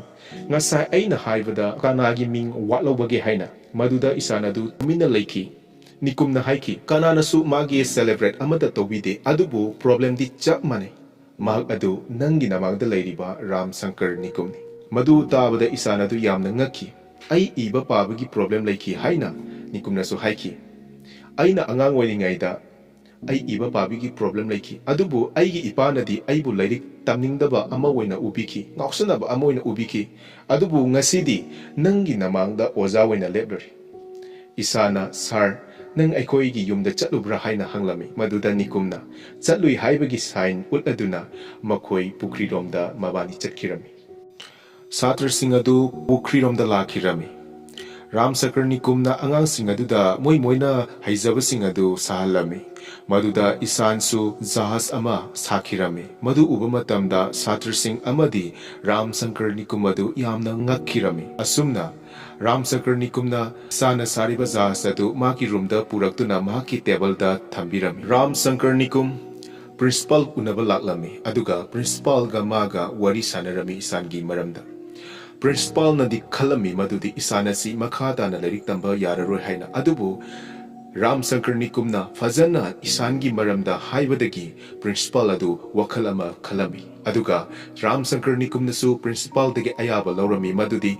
ꯏꯁꯥꯟꯗ ꯃꯇꯝ ꯍꯦꯟꯅ ꯍꯥꯏꯕꯗꯤ extra ꯀ꯭ꯂꯥꯁꯀꯨꯝꯕ ꯄꯤꯕꯤꯗꯨꯅ ꯃꯍꯥꯛꯄꯨ ꯇꯥꯛꯄꯤ ꯇꯝꯕꯤꯕꯒꯤ ꯊꯧꯗꯥꯡ ꯑꯗꯨ ꯔꯥꯝꯁꯀꯔꯅꯤꯀꯨꯝꯅ ꯂꯧꯖꯒꯦ ꯍꯥꯏꯅ ꯑꯁꯨꯝꯅ ꯄ꯭ꯔꯤꯟꯁꯤꯄꯥꯜꯗꯒꯤ ꯑꯌꯥꯕ ꯂꯧꯗꯨꯅ ꯔꯥꯝꯁꯀꯔꯅꯤꯀꯨꯝꯅ ꯏꯁꯥꯟꯕꯨ ꯇꯥꯛꯄꯤ ꯇꯝꯕꯤꯔꯝꯃꯤ ꯑꯃꯗꯤ ꯃꯍꯥꯛ ꯑꯗꯨ ꯑꯑꯣꯟꯕ ꯄꯨꯟꯁꯤ ꯑꯃꯗ ꯂꯥꯛꯍꯜꯂꯝꯃꯤ ꯔꯥꯝꯁꯀꯔꯅꯤꯀꯨꯝ ꯑꯗꯨ ꯄ꯭ꯔꯤꯟꯁꯤꯄꯥꯜꯒꯤ ꯃꯅꯥꯛꯇ ꯂꯥꯛꯇꯨꯅ ꯄꯦꯟꯇꯤꯡ ꯀꯣꯝꯄꯤꯇꯤꯁꯟ ꯑꯃ ꯂꯩꯔꯅꯤ ꯍꯥꯏꯕꯁꯤ ꯃꯉꯣꯟꯗꯁꯨ ꯈꯪꯍꯜꯂꯝꯃꯤ ꯑꯁꯨꯝꯅ ꯄꯦꯟꯇꯤꯡ ꯀꯣꯝꯄꯤꯇꯤꯁꯟꯒꯤ ꯅꯣꯇꯤꯁ ꯑꯗꯨ ꯁ꯭ꯀꯨꯜꯒꯤ ꯅꯣꯇꯤꯁ ꯕꯣꯔꯗꯇ ꯔꯥꯝꯁꯀꯔꯅꯤꯀꯨꯝꯅ ꯊꯦꯠꯈꯤꯔꯝꯃꯤ ꯔꯥꯝꯁꯀꯔꯅꯤꯀꯨꯝ ꯃꯍꯥꯛꯅ ꯀ꯭ꯂꯥꯁ ꯇꯧꯔꯤꯉꯩꯗ ꯏꯁꯥꯟꯒꯤ ꯃꯄꯥ ꯑꯗꯨ ꯂꯥꯛꯇꯨꯅ ꯃꯕꯥꯅꯤ ꯋꯥꯔꯤ ꯁꯥꯅꯈꯤ ꯏꯁꯥꯟꯒꯤ ꯃꯄꯥ ꯃꯤꯁꯇꯔ ꯑꯋꯥꯁꯇꯤ ꯑꯗꯨ ꯔꯥꯝꯁꯀꯔꯅꯤꯀꯨꯝ ꯎꯅꯔꯝꯂꯕ ꯃꯇꯨꯡꯗ ꯃꯍꯥꯛꯅ ꯊꯣꯛꯂꯛꯄꯗ ꯏꯁꯥꯅ ꯅꯣꯇꯤꯁꯇ ꯊꯥꯔꯤꯕ "Come all teachers and students at amphitheater" ꯍꯥꯏꯕꯗꯨ ꯄꯥꯗꯨꯅ ꯂꯩꯔꯝꯕ ꯑꯗꯨ ꯏꯁꯥꯟꯒꯤ ꯃꯄꯥ ꯃꯤꯁꯇꯔ ꯑꯋꯥꯁꯇꯤꯅ ꯊꯦꯡꯅꯈꯤ ꯃꯗꯨ ꯎꯕ ꯃꯇꯝꯗ ꯃꯤꯁꯇꯔ ꯑꯋꯥꯁꯇꯤ ꯑꯗꯨ ꯃꯍꯥꯛꯀꯤ ꯃꯃꯤꯠꯇꯒꯤ ꯄꯤꯔꯥꯡ ꯁꯤꯡꯊꯗꯨꯅ ꯏꯁꯥꯟꯗ ꯋꯥꯍꯩ ꯑꯃꯠꯇ ꯐꯥꯎꯕ ꯍꯥꯏꯔꯝꯗꯅ ꯃꯍꯥꯛ ꯆꯠꯈꯤꯔꯝꯃꯤ ꯏꯁꯥꯟ ꯑꯌꯨꯛ ꯉꯟꯇꯥ ꯍꯧꯒꯠꯇꯨꯅ ꯃꯍꯥꯛꯀꯤ ꯐꯤꯔꯣꯜ ꯂꯣꯏꯁꯤꯟꯗꯨꯅ ꯃꯍꯥꯛ ꯄꯨꯈ꯭ꯔꯤ ꯑꯗꯨꯗ ꯆꯠꯈꯤꯔꯝꯃꯤ ꯁꯣꯝꯗꯅ ꯁ꯭ꯇꯥꯐ ꯑꯃꯗꯤ ꯅꯟ ꯁ꯭ꯇꯥꯐꯁꯤꯡ ꯑꯗꯨ ꯄꯦꯟꯇꯤꯡ ꯀꯣꯝꯄꯤꯇꯤꯁꯟꯒꯤꯗꯃꯛꯇ ꯂꯥꯛꯂꯝꯃꯤ ꯑꯗꯨꯒ ꯄꯦꯟꯇꯤꯡ ꯀꯣꯝꯄꯤꯇꯤꯁꯟ ꯑꯗꯨꯒꯤꯗꯃꯛꯇ ꯔꯦꯗꯤꯗ ꯂꯩꯔꯝꯃꯤ ꯑꯗꯨꯕꯨ ꯔꯥꯝꯁꯀꯔꯅꯤꯀꯨꯝꯅ ꯏꯁꯥꯟ ꯎꯗ꯭ꯔꯕꯗ ꯃꯍꯥꯛ ꯌꯥꯝꯅ ꯋꯥꯖꯔꯝꯃꯤ ꯃꯔꯝꯗꯤ ꯃꯍꯥꯛꯀꯤ ꯇꯦꯂꯦꯟ ꯑꯗꯨ ꯁꯨꯡꯁꯣꯏ ꯁꯣꯏꯗꯅ ꯁ꯭ꯀꯨꯜ ꯑꯁꯤꯅ ꯈꯪꯍꯟꯅꯤꯡꯕ ꯑꯗꯨ ꯔꯥꯝꯁꯀꯔꯒꯤ ꯊꯃꯣꯏꯗ ꯂꯩꯔꯝꯃꯤ ꯑꯗꯨꯕꯨ ꯃꯍꯥꯛꯀꯤ ꯃꯅꯥꯛꯇ ꯂꯩꯔꯤꯕ ꯔꯥꯖꯟ ꯑꯗꯨꯗ ꯍꯪꯂꯝꯃꯤ ꯔꯥꯖꯟ ꯅꯪ ꯏꯁꯥꯟ ꯎꯕ꯭ꯔꯥ ꯍꯥꯏꯅ ꯃꯗꯨꯗ ꯔꯥꯖꯟꯅ "ꯁꯥꯔ ꯑꯩ ꯎꯗꯦ ꯑꯗꯨꯕꯨ ꯃꯍꯥꯛ ꯑꯌꯨꯛ ꯉꯟꯇꯥ ꯑꯩꯈꯣꯏꯅ ꯍꯧꯒꯠꯅꯗ꯭ꯔꯤꯉꯩꯗ ꯃꯍꯥꯛ ꯔꯨꯝꯗꯒꯤ ꯊꯣꯛꯈꯤꯕꯅꯤ" ꯍꯥꯏꯅ ꯍꯥꯏꯔꯝꯃꯤ ꯃꯗꯨ ꯇꯥꯕꯗ ꯔꯥꯝꯁꯀꯔꯅꯤꯀꯨꯝ ꯑꯗꯨ ꯌꯥꯝꯅ ꯋꯥꯈꯤꯔꯝꯃꯤ ꯄꯦꯟꯇꯤꯡ ꯍꯧꯅꯈ꯭ꯔꯦ ꯑꯗꯨꯕꯨ ꯏꯁꯥꯟꯗꯤ ꯂꯥꯛꯈꯤꯔꯝꯗꯦ ꯔꯥꯝꯁꯀꯔꯅꯤꯀꯨꯝ ꯑꯗꯨ ꯌꯥꯝꯅ ꯋꯥꯖꯔꯝꯃꯤ ꯑꯗꯨꯕꯨ ꯉꯥꯏꯍꯥꯛ ꯂꯩꯔꯕ ꯃꯇꯨꯡꯗ ꯏꯁꯥꯟ ꯑꯗꯨ ꯂꯥꯛꯈꯤꯔꯝꯃꯤ ꯑꯁꯨꯝꯅ ꯏꯁꯥꯟꯗ ꯃꯍꯥꯛꯅ ꯄꯦꯟꯇꯤꯡꯒꯤꯗꯃꯛꯇ ꯆꯦ ꯑꯗꯨ ꯄꯤꯔꯝꯃꯤ ꯑꯗꯨꯒ ꯏꯁꯥꯟꯁꯨ ꯌꯦꯛꯈꯤꯔꯝꯃꯤ ꯔꯥꯝꯁꯀꯔꯅꯤꯀꯨꯝꯁꯨ ꯃꯍꯥꯛꯁꯨ ꯌꯦꯛꯄ ꯍꯧꯈꯤꯔꯝꯃꯤ ꯑꯁꯨꯝꯅ ꯄꯦꯟꯇꯤꯡ ꯀꯣꯝꯄꯤꯇꯤꯁꯟ ꯑꯗꯨ ꯂꯣꯏꯈꯤꯔꯝꯃꯤ ꯄꯦꯟꯇꯤꯡ ꯀꯣꯝꯄꯤꯇꯤꯁꯟꯒꯤ ꯔꯤꯖꯜ ꯑꯥꯎꯠ ꯇꯧꯕꯒꯤ ꯄ꯭ꯔꯣꯒ꯭ꯔꯥꯝ ꯂꯥꯛꯂꯕꯗ ꯄ꯭ꯔꯤꯟꯁꯤꯄꯥꯜ ꯑꯗꯨꯅ ꯄ꯭ꯔꯣꯒ꯭ꯔꯥꯝ ꯑꯗꯨ ꯄꯥꯏꯈꯠꯂꯝꯃꯤ ꯑꯗꯨꯒ ꯄ꯭ꯔꯤꯟꯁꯤꯄꯥꯜ ꯑꯗꯨꯅꯁꯨ ꯍꯥꯏꯈꯤ ꯃꯗꯨꯗꯤ ꯔꯥꯝꯁꯀꯔꯅꯤꯀꯨꯝ ꯑꯁꯤ ꯇꯦꯝꯄꯣꯔꯔꯤ ꯑꯣꯖꯥ ꯑꯣꯏꯔꯔꯣꯏ ꯍꯥꯏꯕꯗꯤ ꯃꯇꯝ ꯈꯔꯗꯪꯒꯤ ꯑꯣꯖꯥ ꯑꯣꯏꯕꯗꯨ ꯑꯣꯏꯔꯔꯣꯏ ꯃꯍꯥꯛ ꯄꯔꯃꯤꯅꯦꯟꯠꯂꯤ ꯑꯣꯏꯅ ꯍꯥꯏꯕꯗꯤ ꯃꯇꯝ ꯄꯨꯝꯕꯒꯤ ꯑꯣꯏꯅ ꯁ꯭ꯀꯨꯜ ꯑꯁꯤꯗ ꯑꯣꯖꯥ ꯑꯣꯏꯔꯅꯤ ꯍꯥꯏꯅꯁꯨ ꯂꯥꯎꯊꯣꯛꯂꯝꯃꯤ ꯑꯗꯨꯒ ꯄꯦꯟꯇꯤꯡ ꯀꯣꯝꯄꯤꯇꯤꯁꯟ ꯑꯁꯤꯗ ꯐꯥꯔꯁ ꯇꯥꯔꯤꯕ ꯃꯤꯑꯣꯏ ꯑꯗꯨ ꯃꯍꯥꯛꯅ ꯌꯦꯛꯂꯤꯕ ꯄꯦꯟꯇꯤꯡ ꯑꯗꯨ ꯁ꯭ꯀꯨꯜꯒꯤ ꯁ꯭ꯀꯨꯜ ꯕꯨꯛꯀꯤ ꯀꯣꯚꯔ ꯑꯣꯏꯅ ꯍꯥꯞꯀꯅꯤ ꯍꯥꯏꯅꯁꯨ ꯂꯥꯎꯊꯣꯛꯈꯤ ꯄ꯭ꯔꯤꯟꯁꯤꯄꯥꯜ ꯑꯗꯨꯅꯁꯨ ꯍꯥꯏꯈꯤ ꯃꯗꯨꯗꯤ ꯄꯦꯟꯇꯤꯡꯒꯤ ꯑꯣꯖꯥ ꯑꯣꯏꯔꯤꯕ ꯔꯥꯝꯁꯀꯔꯅꯤꯀꯨꯝꯁꯨ ꯄꯦꯟꯇꯤꯡ ꯑꯁꯤꯗ ꯐꯦꯜ ꯑꯣꯏꯔꯦ ꯍꯥꯏꯅ ꯍꯥꯏꯕꯗꯤ ꯃꯀꯣꯛ ꯇꯥꯕ ꯉꯝꯗꯦ ꯍꯥꯏꯅ ꯑꯗꯨꯕꯨ 3rd ꯒ꯭ꯔꯦꯗꯇ ꯀꯥꯔꯤꯕ ꯆꯍꯤ 9ꯗ ꯉꯥꯏꯔꯤꯕ ꯏꯁꯥꯟ ꯑꯋꯥꯁꯇꯤꯅ ꯄꯦꯟꯇꯤꯡ ꯀꯣꯝꯄꯤꯇꯤꯁꯟ ꯑꯁꯤꯒꯤ ꯐꯥꯔꯁ ꯇꯥꯔꯦ ꯍꯥꯏꯅ ꯂꯥꯎꯊꯣꯛꯈꯤ ꯃꯗꯨ ꯇꯥꯕ ꯃꯇꯝꯗ ꯌꯥꯝꯅ ꯉꯛꯈꯤꯔꯝꯃꯤ ꯁꯥꯇ꯭ꯔꯁꯤꯡ ꯑꯃꯗꯤ ꯑꯣꯖꯥꯁꯤꯡ ꯑꯗꯨ ꯃꯔꯝꯗꯤ ꯏꯁꯥꯟ ꯑꯋꯥꯁꯇꯤꯒꯤ ꯑꯁꯣꯟꯕꯁꯤꯡ ꯑꯃꯗꯤ ꯃꯥꯒꯤ ꯉꯝꯖꯗꯕꯁꯤꯡ ꯑꯗꯨ ꯌꯦꯡꯂꯨꯕ ꯃꯇꯝꯗ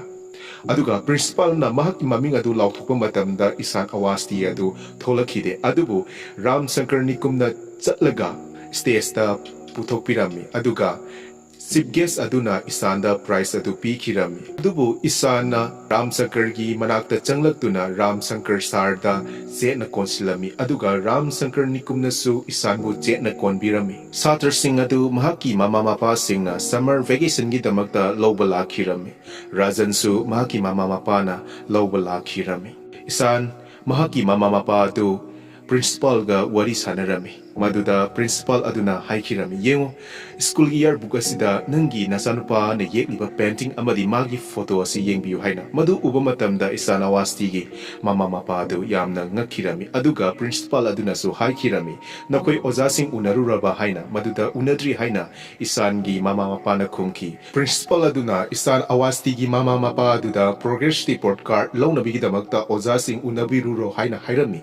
asumna isan awastigi mama mapa adu progress report card lobu maduda lakhirami aduga progress report card adugi lofam da lairamliba ojasing aduda makoi adu isan awastigi mama mapa ni haina sak taklami madu takpa matamda ojasing aduna makoi bu yamna respect topirami aduga makoi da zo hairami madudi isan awasti asi yamna talented oiba nupa masa amani haina adumna wari sana aduna lairingai aduda isan awastigi mama mapa na thank you haina hairami maduda ojasing adu ꯑꯩꯈꯣꯏꯗ thank you ꯍꯥꯏꯕꯤꯒꯅꯨ ꯑꯗꯨꯕꯨ ꯅꯤꯀꯨꯝ ꯁꯥꯔꯗ ꯑꯣꯏꯅ ꯍꯥꯏꯕꯗꯤ ꯔꯥꯝꯁꯪꯀꯔ ꯅꯤꯀꯨꯝꯗ ꯑꯣꯏꯅ ꯍꯥꯏꯕꯤꯌꯨ ꯍꯥꯏꯅꯁꯨ ꯍꯥꯏꯔꯝꯃꯤ ꯑꯁꯨꯝꯅ ꯏꯁꯥꯟꯒꯤ ꯃꯃꯥ ꯃꯄꯥ ꯑꯃꯁꯨꯡ ꯔꯥꯝꯁꯪꯀꯔ ꯅꯤꯀꯨꯝ ꯑꯗꯨ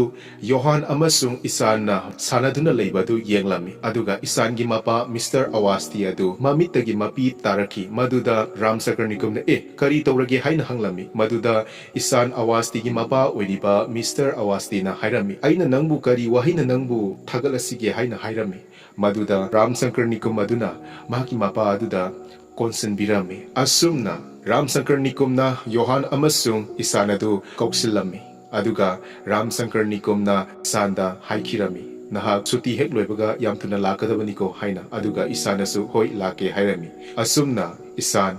ꯃꯍꯥꯛꯀꯤ ꯃꯌꯨꯝꯗ ꯍꯔꯥꯎꯅ ꯅꯨꯡꯉꯥꯏꯅ ꯃꯥꯏ ꯄꯥꯛꯄ ꯑꯃꯒ ꯂꯣꯏꯅꯅ ꯍꯟꯈꯤꯔꯝꯃꯤ ꯑꯁꯨꯝꯅ ꯐꯤꯜꯝ ꯑꯁꯤ ꯂꯣꯏꯁꯤꯜꯂꯤ